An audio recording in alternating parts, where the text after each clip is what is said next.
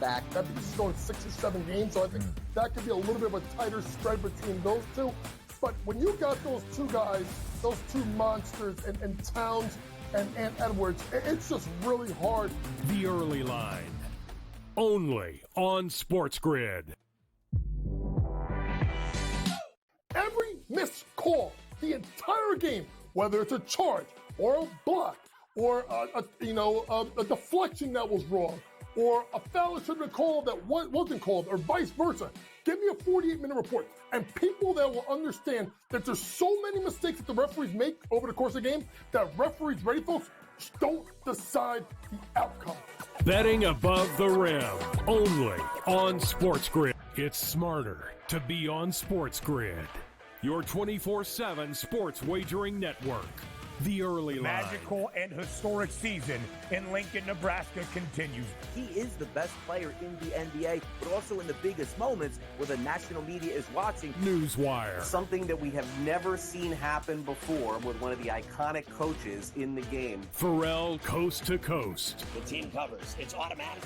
It's every time. Not sometimes. It's every time. Game time decisions. Luka is actually far more dangerous from 3 on the road this year than at home. This game here tonight, you may want to consider taking as many points as humanly possible. In-game live, prime time. We got not 1, but 2 coaches fired systems in place. SportsRage late sort night. Of has letdown written all over it. It's going to be hard to match the emotion that they played with the other night. It's smarter to be on SportsGrid.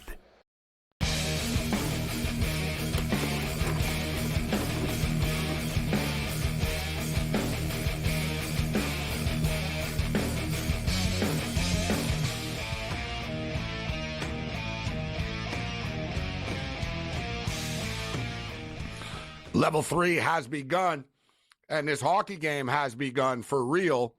They've been playing. The game started a couple hours ago, but they really weren't playing very much, to be honest. Both teams were very, not flat. The Oilers came out flying around. They were looking for revenge. They got beat up and lost their last game.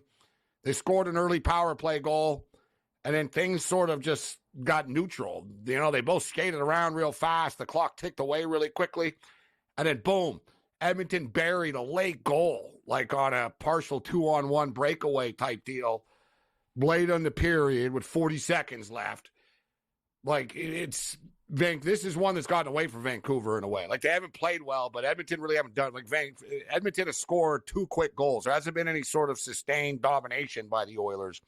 And now Edmonton are on their heels here in the third period of play, but maybe Vancouver have run out of racetrack. Right, Vancouver look like the better team suddenly right now in the third period. They're flying around. They're creating scoring opportunities. They look really engaged. Their bench looks completely different than they did earlier. Like they actually look into it right now. And they've got time to do this. They were down by 2 goals against Nashville with 3 minutes left, and they scored 2 goals to set it to overtime. They were down 4-1 earlier in this series and came back and won the game 5-4. So they know, we've seen them come back before. But things have slowed down over the last 2 minutes. They really had some sustained pressure. But Edmonton have calmed the waters right now. So shout out to Rob Vino, Cam Stewart, and everybody's joined us. Dave Delano's going to step up. And then we got more NBA talk. We'll focus in on some NBA, some Major League Baseball with Delano. It's 50-48 right now. The second half has started in the Mile High City, and the T-Wolves have just taken a 1-point lead, 51-50. So it looks like we could have an entertaining finish in a big-time game locked up at 2 right now, in which the home team hasn't won yet, which is crazy to say when you think about Denver. Vancouver gets the puck into the zone here right now. As people know, too, I've loaded up on Vancouver plus. I've got some plus 2.5s, which I would prefer if they win the game, but the 2.5 is always that barometer. So I'm glad that they scored at least. I'm thinking right now, I'm like, all right, what's the damage here? What's the damage control? The last 24 hours haven't been great. These playoffs, they're a roller coaster. It's sort of like if you're betting every day, it's like you're the team themselves, where you can win one game one day, but it doesn't mean you're going to win the next game. And tonight I've just been a day late, dollar short. Rob Vino talked about the Knicks and the Pacers total. Anybody that had the over that game, that was a painful loss and a frustrating loss. Like, seriously, they put up 70 points in the first quarter. I mean, the in-game total was hitting like 240 at one point in this game, and we can't get there. That's a disappointment. I had a PWHL game tonight. I had Montreal plus money, and I had under 4.5. They're winning 2-0 all game. They give up 2 late goals, so there goes the total, and then they lose in overtime. Again, they just lost in triple overtime, too. So now they're eliminated. Boston are going to the women's finals. So under 5 minutes left in this hockey game right now. Vancouver with the puck in Edmonton zone. They've done a good job of keeping the puck in the zone, but they're not really creating any opportunities. They're just sort of like passing it around, trying to get a look. Just flick it at the net, guys. Don't get too cute all the time. Oh, God, here's a near breakaway. Oh, and Seelovs comes out and plays the puck. Very dangerous. So the entertainment factor's picking up here, baby. Let's roll. This is Sports Rage. I am Gabriel Morency, the pimps, the players, the hustlers, the people that bust them, and everybody else in between. Let's do this thing. Shout out to all of our AM radio affiliates who are stepping up and joining us right now on the Twisted Tuesday. We've had a full house on the show so far tonight, but we're not done. Dave Delano's going to step up, and we'll talk NBA basketball, a little Major League Baseball. Dave will get his thoughts on these series, and we've got a live NBA game going on right now, and a pretty good one at that, and a pretty important one, of course. The series tied at 2, the Minnesota Timberwolves and the Denver Nuggets. The T-Wolves are up 55-53 right now. The second half has just started. We're a couple of minutes in, 9:47 left in the third quarter of play in a series in which the home teams have lost every basketball game. You figure that the Denver Nuggets would finally hold serve, especially in one of the toughest environments to play. With the altitude, you're the defending champions, but Minnesota, like a lot of teams, there's something about the playoffs in which teams are just playing better on the road.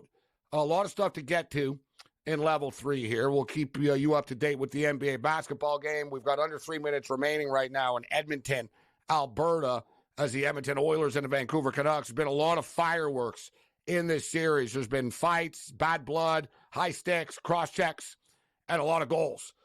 Tonight, there really hasn't been. It's been a lower scoring game. It's 2-1 right now for Edmonton with about 2.5 minutes remaining. There's been a couple of hits, but it's kind of been, it hasn't been anything like the first 3 games of this series, which you thought tonight really would have been the most explosive one after what happened in the last game.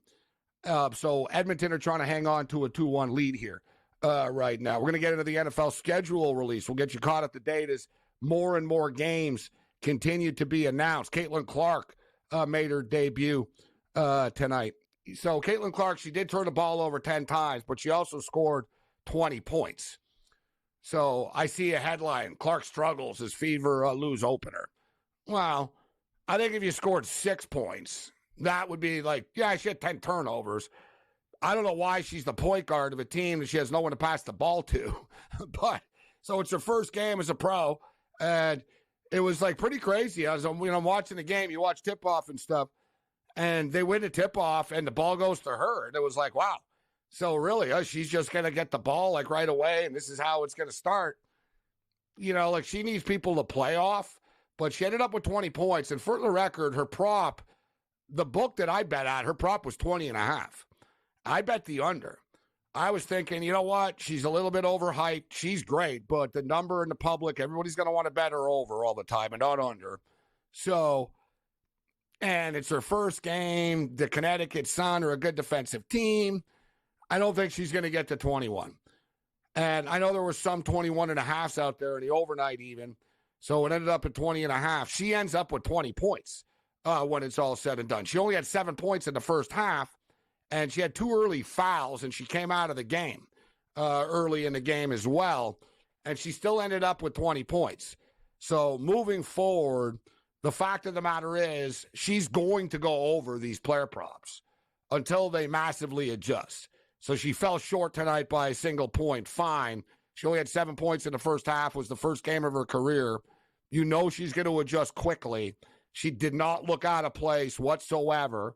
The fact of the matter is she's not on a very good basketball team, which will actually help her player prop, right? Listen, people can hype up Caitlin this and the Indiana Fever, and they're going to be on TV all the time. Doesn't mean they're good. They're not. They got lit up tonight like a spliff on the back of Snoop Dogg's tour bus, all right? So they're going to get beat, but that's why it's a good bet for Caitlin Clark and her player prop moving forward, because they're going to be down and she's going to be shooting the ball, and they don't really have anybody else to shoot the ball, as anybody that watched this game tonight saw. So in the other basketball game this evening, earlier tonight, the New York Knicks stepped up and in after getting humiliated over the weekend at the Field House. They absolutely mauled the Pacers tonight at the Garden, and the Pacers had an opportunity to put the Knicks on the ropes. They didn't, and they'll probably win the next game in Game 6, and then, they'll go to New York and choke it away in Game 7. As, it just seems to right itself, doesn't it? The Vancouver Canucks have pulled the goalie right now. There's 2 minutes and 12 seconds remaining. They've won the faceoff. They got the puck in the Oilers zone. There's an empty net, and we'll see if they can tie this game up. Crazy things usually happen, and there's always a touchdown or a big basket or a big goal when we go to a commercial break, and we're going to a commercial break. So, Magic Power, when we come back, it's 2-2.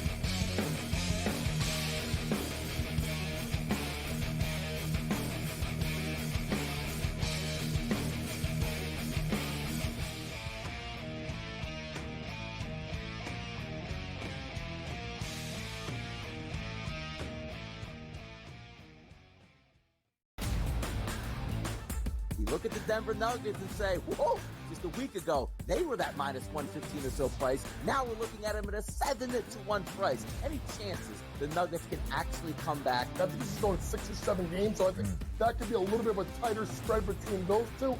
But when you got those two guys, those two monsters, and Towns and Edwards, it's just really hard. The early line, only on SportsGrid. Every missed call, the entire game, whether it's a charge or a block or a deflection that was wrong or a foul that should have been called that wasn't called or vice versa. Give me a 48-minute report. And people that will understand that there's so many mistakes that the referees make over the course of the game that referees, ready folks, don't decide the outcome. Betting above the rim, only on SportsGrid. It's smarter to be on SportsGrid, your 24/7 sports wagering network. The early line. Magical and historic season in Lincoln, Nebraska continues. He is the best player in the NBA, but also in the biggest moments where the national media is watching. Newswire. Something that we have never seen happen before with one of the iconic coaches in the game. Pharrell, coast to coast. The team covers. It's automatic. It's every time. Not sometimes. It's every time. Game time decisions. Luka is actually far more dangerous from 3 on the road this year than at home. This game here tonight, you may want to consider taking as many points as humanly possible. In-game live, prime time. We got not one, but 2 coaches fired systems in place. SportsRage late sort night. of has letdown written all over it. It's going to be hard to match the emotion that they played with the other night. It's smarter to be on SportsGrid.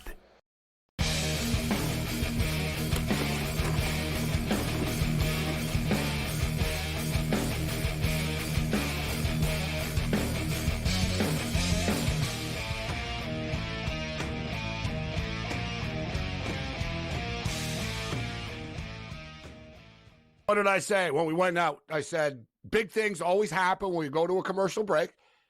I said there'll be a goal, and when we come back, I'm going to tell you that it's 2-2. It's 2-2. Not to mention, the Vancouver Canucks have scored 2 goals tonight. I gave you both goal scores. Brock Besser and Connor and Garland scores. Garland scores at plus 300. Besser just scores at plus 190. 2-2 right now with $1.20 left. The over 4.5 that we talked about also just hit as the Vancouver Canucks. Like, man, what? And let's bring in Dave Delano right now because I know he's watching this game as well as the basketball game right now. And Dave, You know, like the GIF on Twitter, The Undertaker, right? You know, this is the Canucks tonight, man. They're in the casket and they pop up, right? They popped up. Dude, they did nothing all night, but with about 10 minutes left, they just sort of started attacking and woke up, and boom, here we are, 2-2 with a minute left. What a game. Yeah, it's been incredible what Vancouver's been managing to do this whole series. They've been getting beat in a lot of areas of these games, except for the stat that really matters with the scoreboard. You know, they've been efficient with their shots. They're getting outshot almost every game, but they're finding out ways to get it done. And the odds makers keep counting them out, but they're proving it wrong so far. It's going to be exciting to see how it ends. And let's see. Oh, my God. And Edmonton just scored. Can't make this up. Oh, I was just going to say, can they survive? And they didn't. Edmonton score.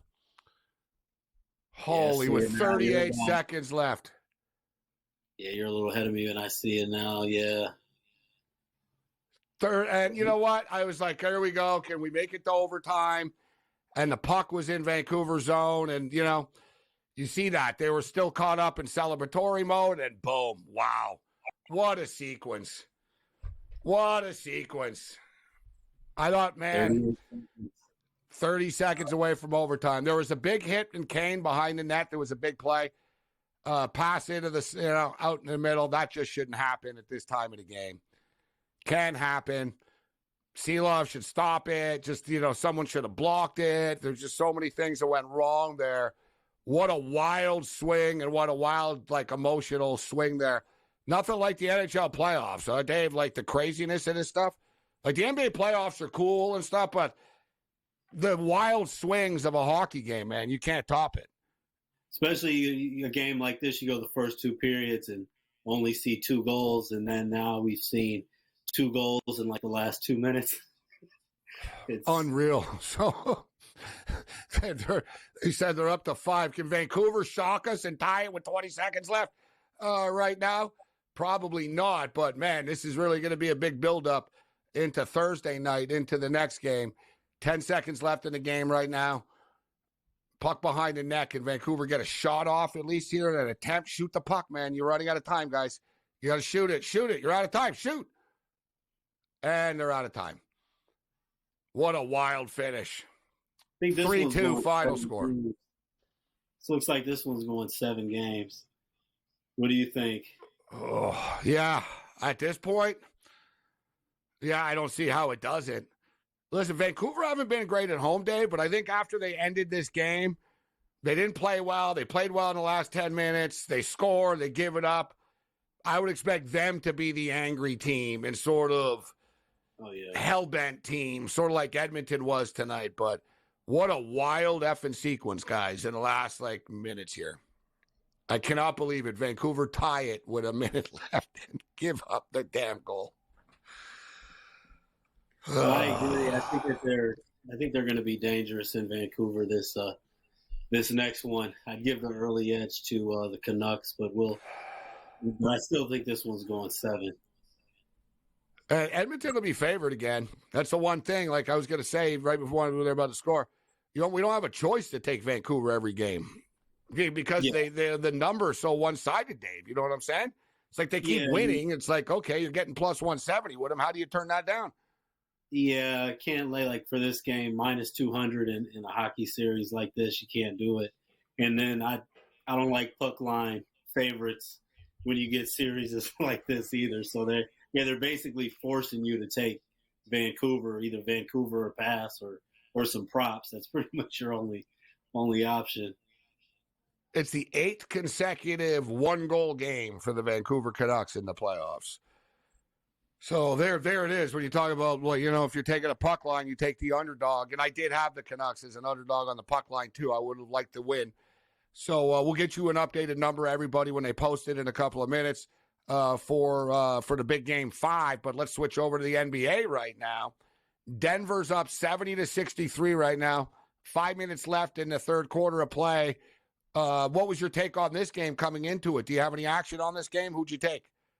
I do. I took the Nuggets. I took the Nuggets -4 in this one, And ever since they fell back down 2-0, I was on the Nuggets money line both games in Minnesota.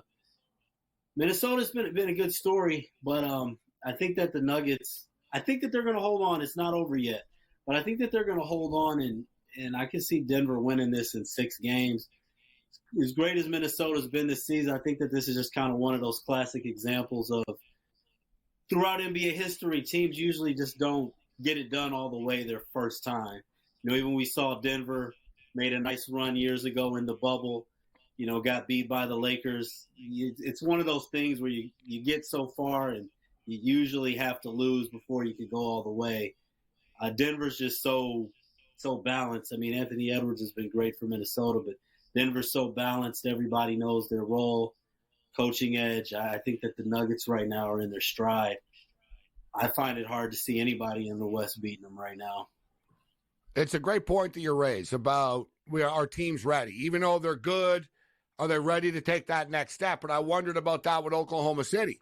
I thought that they were on the ropes. I was like, you know what? This is the time for Dallas now. They've been in the league longer. You've got guys that have won championships before. This is the time for them to step up. But we're coming up against the break. But so you didn't give up on Denver when they were down 2-0. Because I'll admit, I thought they were done. I was like, you know what? Minnesota should beat these guys on Friday night. They'll be up 3-0. So good for you. You stood pat with the Nuggets, huh? Yeah, I mean, going up against adversity, and even though Joker doesn't always show it, Dak's taking some shots down. It's a good spot for Denver. Right, more with Delano on the other side. Bring it.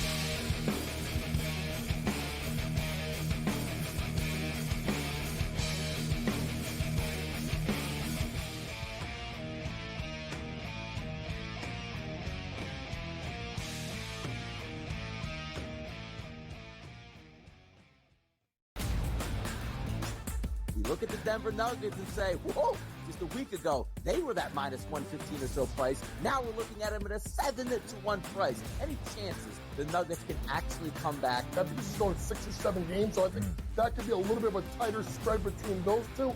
But when you got those two guys, those two monsters, and Towns and Edwards, it's just really hard. The early line, only on SportsGrid. Every missed call, the entire game, whether it's a charge or a block or a deflection that was wrong or a foul that should have been called that wasn't called or vice versa. Give me a 48-minute report. And people that will understand that there's so many mistakes that the referees make over the course of the game that referees, ready folks, don't decide the outcome. Betting above the rim, only on SportsGrid. It's smarter to be on SportsGrid. Your 24/7 sports wagering network. The early line. Magical and historic season in Lincoln, Nebraska continues. He is the best player in the NBA, but also in the biggest moments where the national media is watching. Newswire. Something that we have never seen happen before with one of the iconic coaches in the game. Pharrell, coast to coast. The team covers. It's automatic. It's every time. Not sometimes. It's every time. Game time decisions. Luka is actually far more dangerous from 3 on the road this year than at home. This game here tonight, you may want to consider taking as many points as humanly possible. In-game live, prime time. We got not 1, but 2 coaches fired systems in place. SportsRage late sort of night. has letdown written all over it. It's going to be hard to match the emotion that they played with the other night. It's smarter to be on SportsGrid.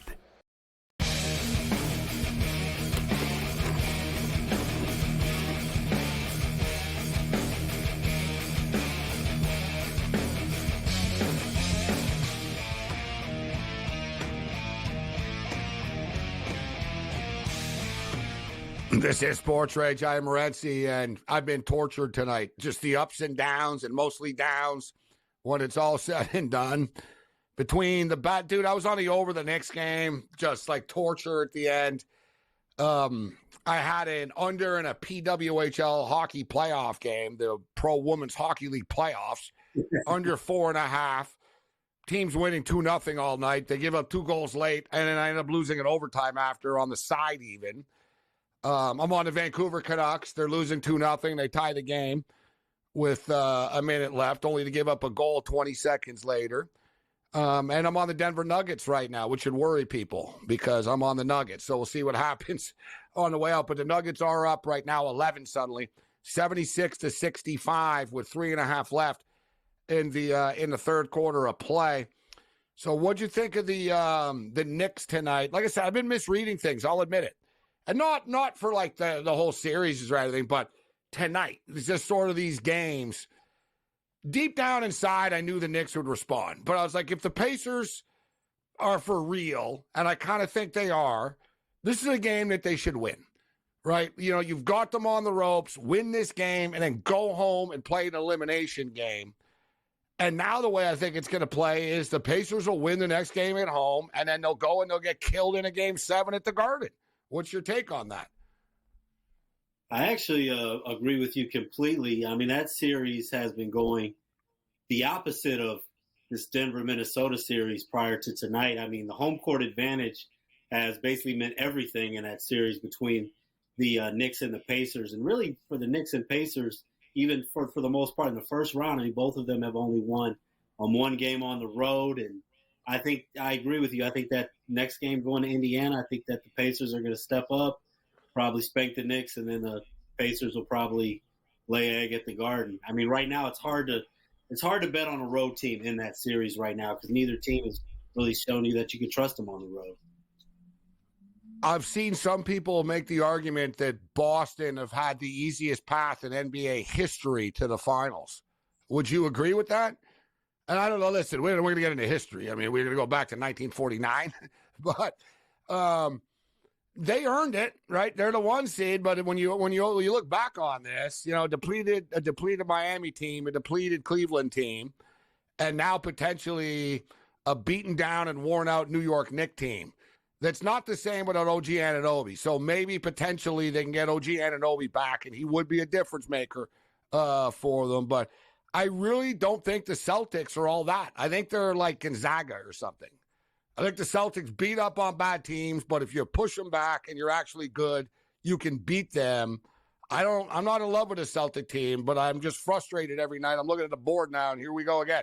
14.5-point favorites against the Cavs tomorrow. What do you think? Well, I don't know as far as if this is the easiest path in history. There have definitely been some bad Eastern Conference years. This is really going to be an interesting spot for the Celtics to see what type of urgency they come out with. I mean, even seeing 15.5, I think that this is just one of those spots. I could not back the Celtics in this one. I would take the Cavs with the points, even if Donovan Mitchell doesn't go. Since you brought this game up, though, one interesting trend that I've noticed, the overs in the first quarter bets are not really something I get into much during the regular season, but last I checked, the over for this first quarter was 52.5. And so far we've had 74, 54, 58, and 67 points in the first quarter. And not to get ahead of ourselves, but I know you guys like to talk about a lot of live betting. I think that this is one where you probably take the over in the first quarter, and then it might be a good chance to take a live under for the game because the overs have been shooting up really high and then the scoring is slowed down. But I think that Boston's going to come out with some urgency, so is Cleveland, and I think we're going to see a lot of scoring in that first quarter. And as far as the full game, I can't lay 15.5 with the Celtics in this spot. It would be Cleveland or pass for me. And as Dave said, too, as it is now, we're not really sure who's going to be in the lineup for the Cavaliers, but great point that you raised. No matter who's in the line, great point that you raised. You're right. These first quarters of these games, and you're like, wow, look how many points these guys have scored. And then it totally slows down, and it is a great middle opportunity. Look at tonight, bro, with the Knicks game and the Pacers. Yeah. I saw a 238.5, 239.5 in game at one point. Like it was getting up there to 240. And, you know, they scored 70 points in the first quarter, and then it kept it going after, and then it doesn't get there in the end.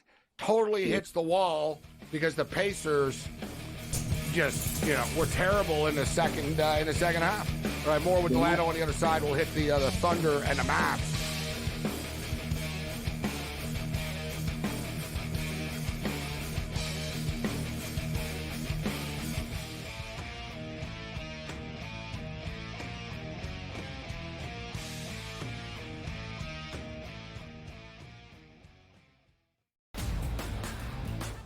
We look at the Denver Nuggets and say, whoa, just a week ago, they were that minus 115 or so price. Now we're looking at them at a 7-1 price. Any chances the Nuggets can actually come back? I think this is going 6 or 7 games, so I think that could be a little bit of a tighter spread between those two.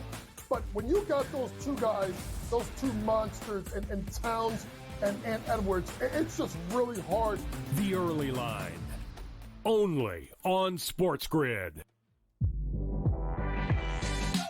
Every missed call, the entire game, whether it's a charge or a block or a deflection that was wrong or a foul that should have been called that wasn't called or vice versa. Give me a 48-minute report. And people that will understand that there's so many mistakes that the referees make over the course of the game that referees, ready folks, don't decide the outcome.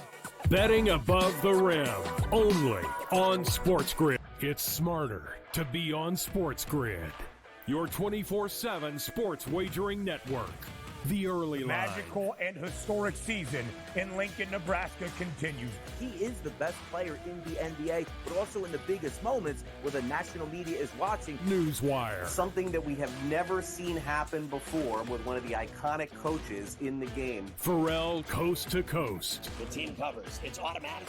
It's every time. Not sometimes. It's every time. Game time decisions. Luka is actually far more dangerous from three on the road this year than at home. This game here tonight, you may want to consider taking as many points as humanly possible. In-game live, prime time. We got not one, but two coaches fired systems in place. SportsRage This late sort of night. has letdown written all over it. It's going to be hard to match the emotion that they played with the other night. It's smarter to be on SportsGrid.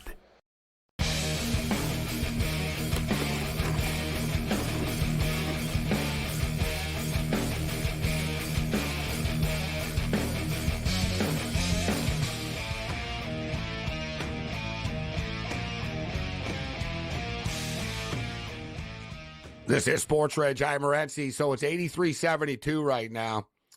Under a minute left in the third quarter of play. The Nuggets are up. Wanted to bring up a little WNBA action if you were just joining us right now. So the Las Vegas Aces, they've won 2 championships in a row. They're gunning for a three-peat. Everyone's talking about Caitlin Clark and stuff, but the Aces are like the class of the league, obviously. But they're also overpriced.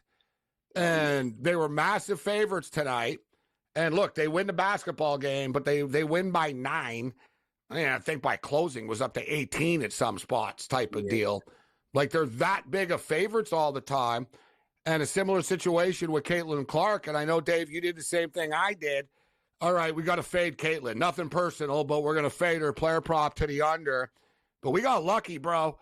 She got to 20, and she was still in the basketball game. And I talked about it. We were talking a little bit with a guest earlier tonight, and he goes, I don't watch a lot of WNBA basketball, but I had the over, and I appreciated that they were leaving the starters in late. And it's something to note, especially with Caitlin Clark, that they didn't take her out of the game, even when they were down double digits with a couple of minutes left, and she nearly went over the number. I think she will go over her player props, but I think the Fever will get beat up as we move on. Yeah, I agree with you. And right now, I mean, obviously with her being a rookie, they want her to get as much experience as possible. We were just talking a little bit off the air. I mean, in the beginning of this game, I think everybody that's facing Caitlin Clark, there's more attention on the WNBA than maybe ever before. And all these players are trying to show what they can do. They don't want this rookie, who a lot of people are calling the GOAT from college, to show them up. So they're really locking in every time she gets the ball. But in the second half, when the Fever are getting spanked, they fall behind double digits. I think a lot of that they're going to ease up a little bit. She's going to get some shots, and Indiana, it's important for her to get her points and keep the story going. And she is also a hell of a player, but she's going to have the ball in her hands almost every possession, staying in the games. And I think we're going to see a lot of garbage time points from. And like I said, not knocking her as a player, but I do think we're going to see a lot of garbage time points from her and probably some overs cashing late going forward. I totally agree. And it was her first game, and I agree. I saw the opening. You could see, man, the players on Connecticut were like staring her down almost. Like right when they're all looking like, okay, now it's real. Nice to meet you. And but now let's go. And Connecticut actually They're one of the better defensive teams in the WNBA too. Yeah, with Caitlin Clark, the way that they were playing her is almost when you're playing 21 at the park and you've got guys got 19. Yeah. For that last shot, that's how they came out playing her. One thing too, what I noticed with Caitlin is it was the first time like she looked kind of young, right? Yeah. Like she was on the court with women. You know what I mean? Like when she was, playing college and stuff, she never really looked young. She looked like older or like, you know what I mean? Ooh, there's Caitlin Clark. But she actually looked like kind of a kid tonight a bit. Like some, there's like real women on the Connecticut Sun. And you can see, she's still a kid. Let's not forget this, right? It's her first game. People are going to like overreact with every move that she makes and stuff. Because I see, I see a headline, Caitlin Clark struggles in debut. Yeah, she had 10 turnovers, but she's on a bad team. She scored 20 points. I wouldn't use struggle as the word. Well, I mean, it's not unexpected. I mean, look at Wembanyama in the summer league last year. I don't even know if you remember that game, but it was he had like 2 points. He had like 2 points or something. And a lot of people this guy's overhyped. I mean, there's a little bit of adjustment. There's definitely nerves. I think that she's going to be fine long term, but I do think that this is a bad team, and she's not going to be the best player in the league year one.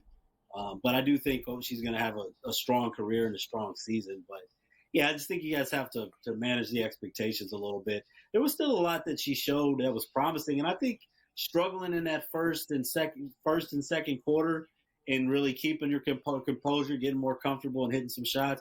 I mean, you got to give credit, for that. It showed that she did get more comfortable with the flow of the game as it went on, even though they did get spanked. But I mean, for a debut, even though there were a lot of turnovers, 20 points in the debut, I mean, it's hard not to be. I'm sure she wanted to win, but just being realistic, it's hard to be not encouraged about what you saw overall.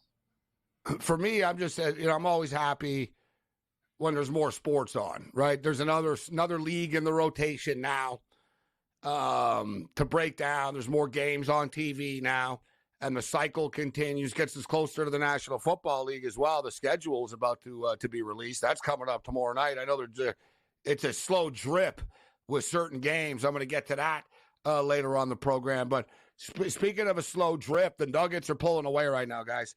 It's 90-76 with 11 minutes left. So they're up by 14. They're laying 14.5. The in-game total, guys, remember we were talking about this 198.5 at the half. It's all the way up to 214.5 right now. But let's get Dave's thoughts on the Oklahoma City Thunder and the Dallas Mavericks. I'll be honest with you, Dave. I've had a hard time reading this Dallas Maverick team. Every time I buy into them, I get the carpet pulled out from underneath me, man. Yeah, the Dallas has definitely been a hard team to read. You're absolutely right. And then on the other end, when you start to give up on them, they really show what they're capable of. But yeah, Luka doesn't look like 100% right now, and as great as they are, it seems like they're still trying to figure out their identity a little bit. Sometimes when Luka should take the lead and Kyrie steps back, and Kyrie, they've had a lot of success with Kyrie stepping up and Luka playing on the stepping on the back burner a little bit. Thought it was interesting. Tim Hardaway Sr. had made some comments, especially with his son being on the team, about how when Luka's in the game, guys aren't having fun. I want to misquote him. It's something about the ball not moving, guys not having fun. You do wonder if that's not really the type of things that you like hearing coming in a playoff series. But with Oklahoma City being so inexperienced, it's also tough to tell what we're going to see from the Thunder. But I do think this is going to be a tough spot for Dallas, because for Oklahoma City to come back, they were pretty much dominated that whole entire Game 4 on the road. And for a young team like that to come back and win a game like that on the road, and now they're coming back home, this is going to be a tough spot for Dallas. I think that this is really almost a must-win game for them. We're going to see what happens. The Oklahoma City Thunder, they're mentally tough dudes for young players. SGA is a tough, he's a tough. Lou Dort is as tough as they get. But just overall, their mentality, they play, and even their basketball IQs, like they play older than their age. You know what I'm saying? Yeah. Oh yeah. You forget. I mean, the fact that their starting lineup is younger than what the North Carolina Tar Heels starting lineup was in college basketball. They're definitely younger than BYU. I mean, Dallas looked like the young team yesterday. And then even the small things, Dallas, I mean, all those free throws they missed. I think at one point they were like 10 for 22 from the line. I don't know exactly what it ended up at, but Dallas really let one get away last night for sure. We've only got about a minute and a half, 90 seconds, but just quickly about Luka. I've been saying this about Luka for years, and obviously he's a great player, and I'm not like a Luka hater, like, oh, Luka this, Luka that. But I pointed out the fact that, dude, he walks the ball up the floor. So everything slows down so much all the time. And it also becomes a problem because the opponent, the other team, gets more shots off. They get more possessions per 100. You know what I'm saying? Because he walks the ball up the floor, and it takes everyone out. So they get the ball like, oh, we'll zing you a pass. But I understand, like, the criticism. And if it's coming from a father, it's never good, but you know it's true. Yeah, the Toronto Maple Leafs have that problem. Mitch Marner's father is always chirping in chat rooms and in bars and stuff. The power play sucks. The father that's also an all-time great point guard, too. So. Yeah. Okay, hold on, Dave. We'll get you out on the other side. I want to let people know where they can find you.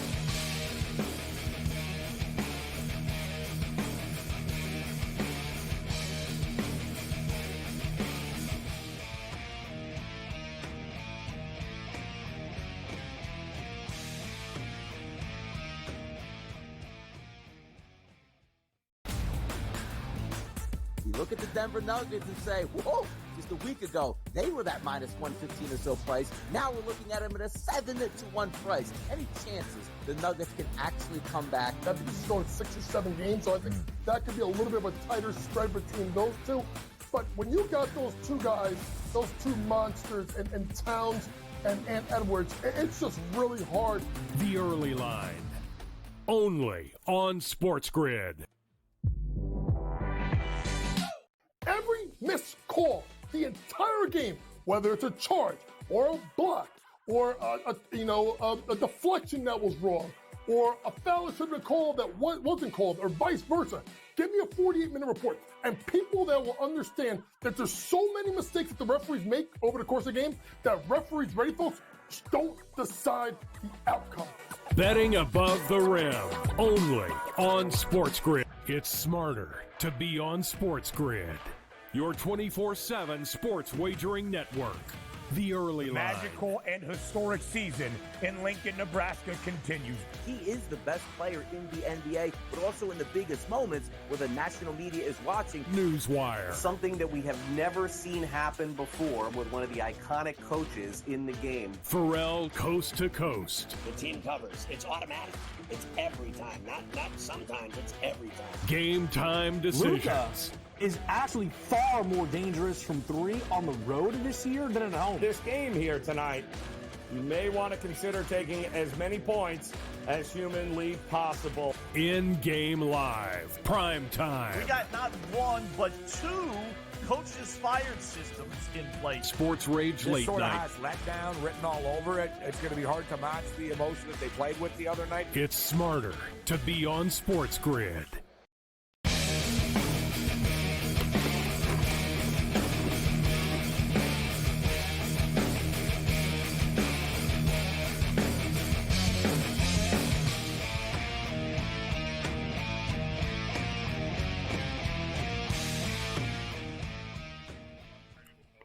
This is SportsRage. I am Morency, and I'm still in shock, baby, after what happened in that Vancouver-Edmonton game. You knew that there was something. That game was like a soccer game. You know, it's like sometimes you watch a soccer game, nothing really happens for like 75 minutes, 80 minutes, and, you know, it's like 1-0, and then you leave, and then you see the final score after. You're like, what? It was 3-2, and what? There were that many goals in the last. It's like the Real Madrid game last week. Scored 2 goals in the 89 and 91st minute or whatnot. So, Dave, before we get you out of here, we always appreciate your time.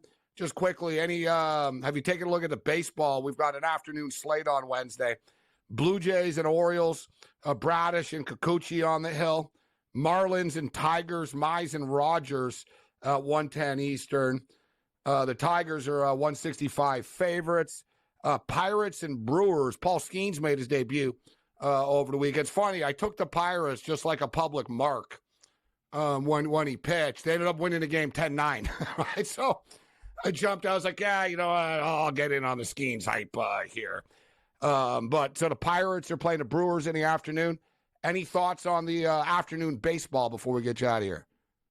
Yeah, I mean, Orioles last couple years at home have always seemed to be a pretty good bet. They got postponed tonight. They were about minus 155.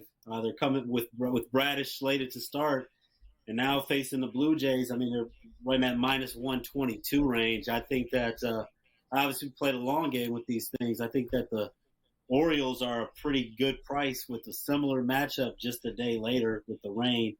Hard not to like the Tigers, too. Don't love that price, but right now it's hard to get on the Marlins at any price. I know the Marlins won today, which even leads me more to believe that they won't do it tomorrow. So I early lead the Tigers. That's a fair point. All right, so where can people find you online, my man? Yeah, so picksandparlays.net. Yeah, you can check it out. Right now, I'm leading the leaderboard on there. And the great thing about it is, like today on the show, I tell you I was on the Nuggets, was on the Knicks. But on picksandparlays.net, you can look at every play I've made. So you can see, like, oh, he really picked that. You can see the good, the bad, and everything in between. And also on X at Get Sports Strong. So that's where I'm at. Hey, it's always cool catching up with you. Great stuff, man. Thanks for taking the time to be with us tonight. Thanks so much, and good luck on I guess on Game 5. We'll see what happens. Yeah, the drama and the stress continues. Thanks, my man. There's Dave Delano with us. Great stuff with Dave. As always, big fan of his. So 93-80 right now. 8 minutes left in the basketball game. So they got a 13-point lead. In-game total was 209.5 a second ago. It's 207.5 right now. So we've got a new segment on the program called What the F is Wrong with You. And there's always a lot of candidates that I could go with, but I thought I was being pranked earlier in the day. So let's go with a What the F is Wrong with You.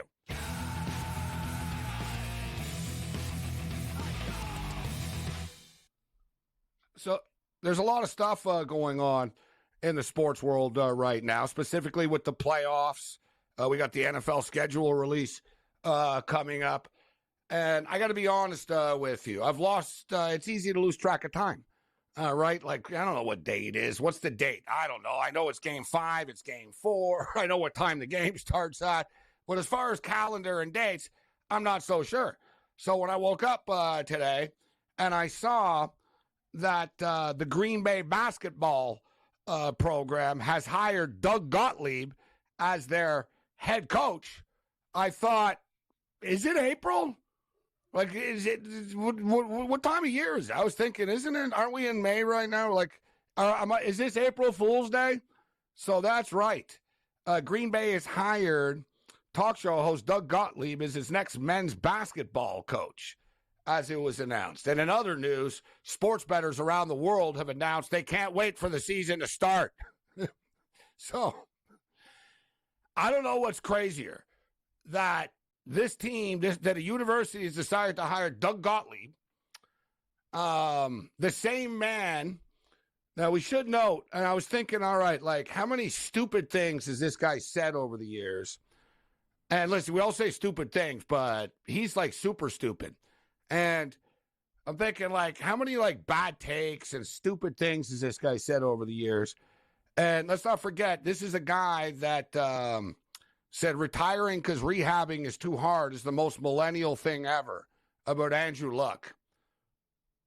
Andrew Luck suffered a torn labrum, 2 cartilages in 2 ribs, a lacerated kidney, a partially torn abdomen, multiple concussions, and multiple ankle injuries.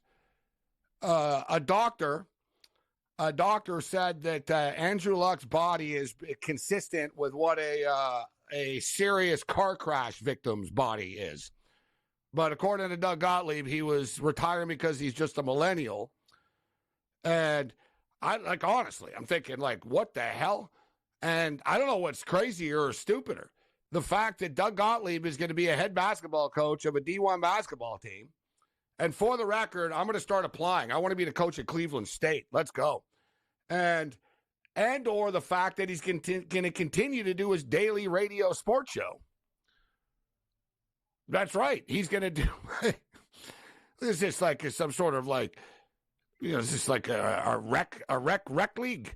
Yeah, listen, I'll coach the team, guys, but I got to, I work during the day, right? So I can only give you a couple hours a day. This is going to be a pure and utter disaster. And I don't know, what media. I'll give him credit. He's got good media. He's got a good agent or communications company. Because if you'll notice in all of the releases, it says that he was a standout player, a standout guard, like he was a star player or something like that. I'm thinking, all right, really? I'm not really sure if he was a standout. And we've all made mistakes in life. So I'm not even going after the easy, low-hanging fruit here, which people that are tuning in to know what I'm talking about know what I'm talking about. Listen, we've all made mistakes. I'm not even going to go with the low-hanging fruit here, but I just can't wait till the kids on the team actually Google this dude.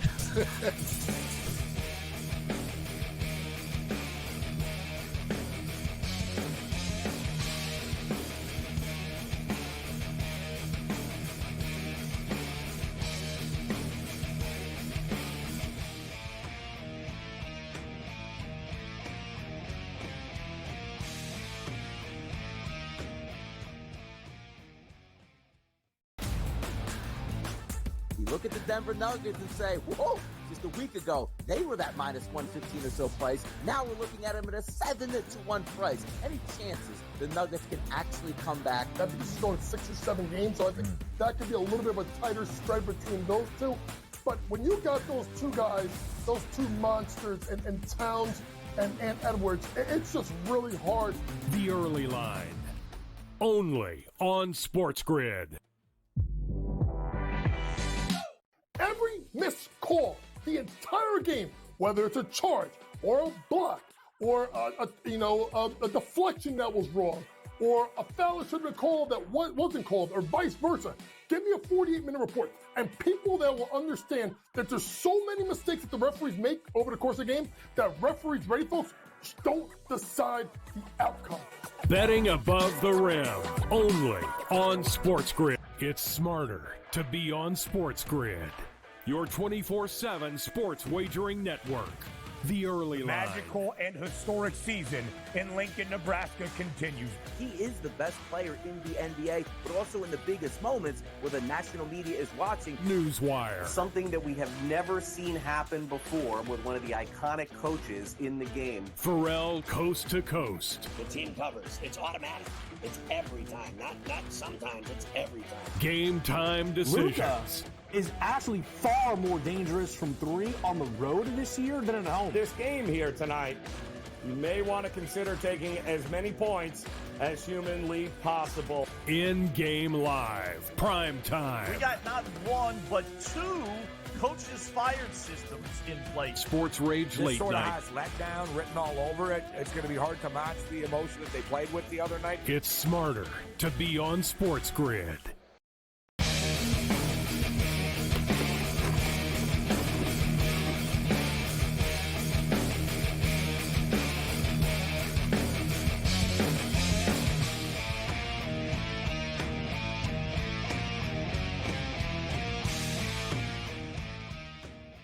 This is SportsRage 101.87. Make it 101.89 right now.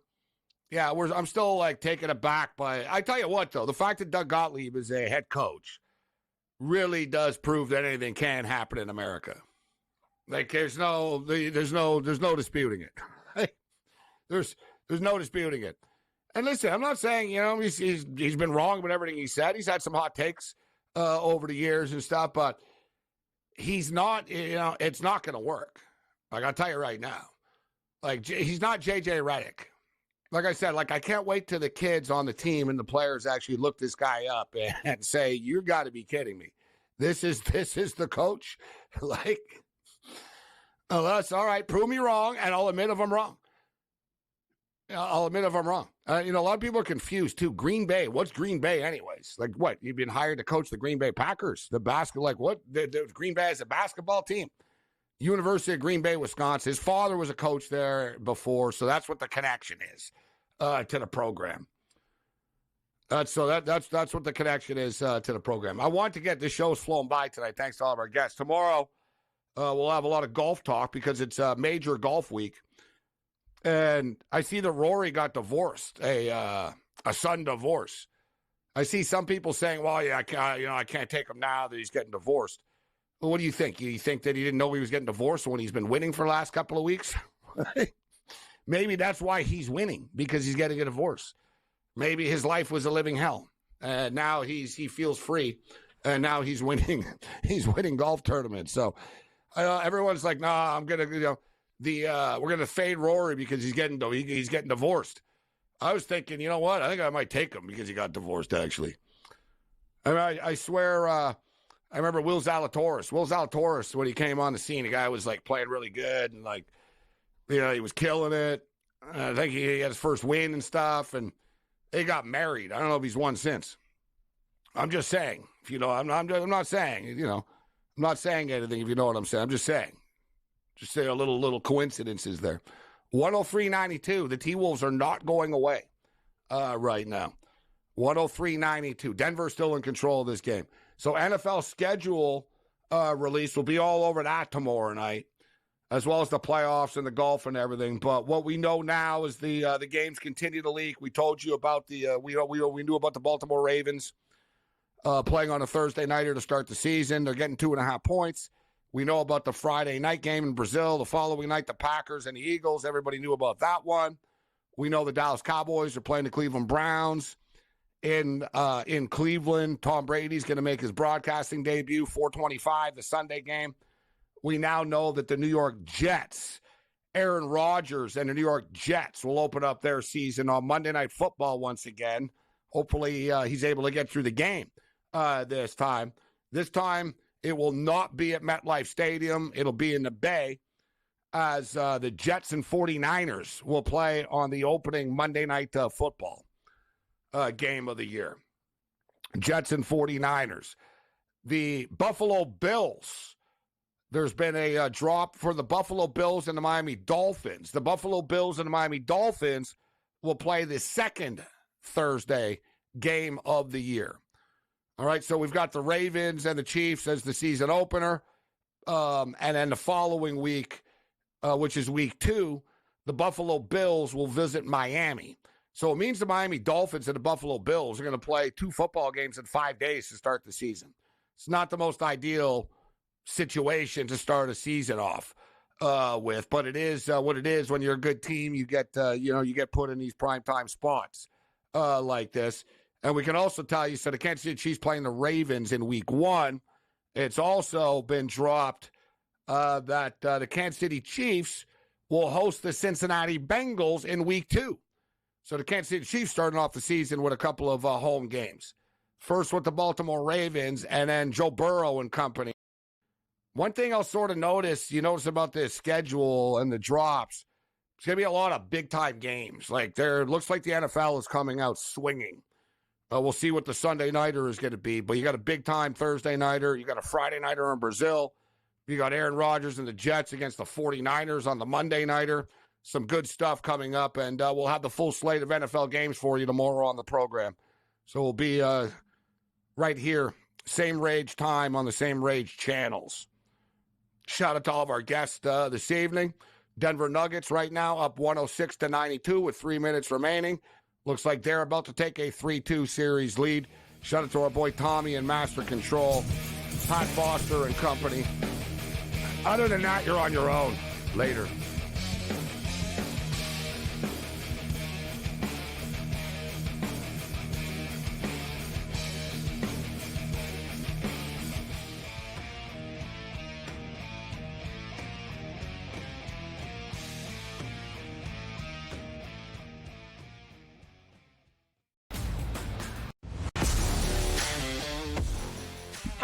fragile are these guys? It's amazing. They're supposed to be the greatest athletes in the world, and yet they can't walk and chew gum at the same